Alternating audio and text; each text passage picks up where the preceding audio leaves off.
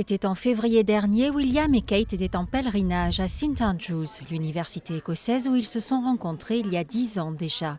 La petite histoire raconte que Kate se serait inscrite ici sur les conseils de sa mère après avoir appris que William y ferait ses études et qu'elle aurait séduit le prince en portant cette robe lors d'un défilé caritatif.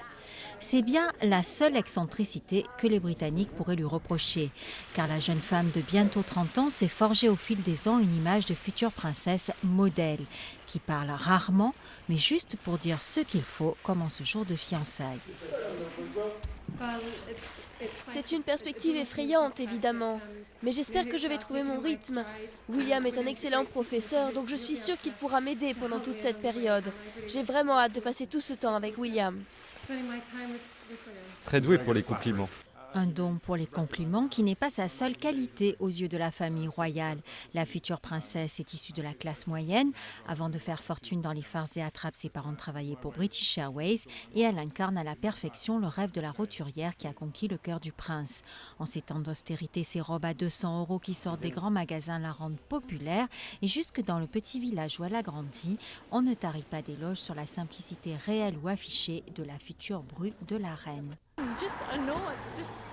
Oui, c'est vraiment quelqu'un de très normal. Très bien, très sympathique. Bref, Kate serait elle aussi une princesse du peuple, mais à des années-lumière de la précédente, la tourmentée, provocatrice et imprévisible Diana, cauchemar des Windsor. Kate est d'un genre très différent de Diana. Elle est beaucoup plus âgée, elle sait parfaitement dans quoi elle met les pieds, elle est bien éduquée, a une parfaite maîtrise d'elle-même et vient d'une famille très solide. Toutes ces choses vont l'aider, je pense. Des caractéristiques qui l'ont déjà aidé par le passé à récupérer William après une rupture en 2007 avec une détermination et une maîtrise des médias que beaucoup ne lui soupçonnaient pas.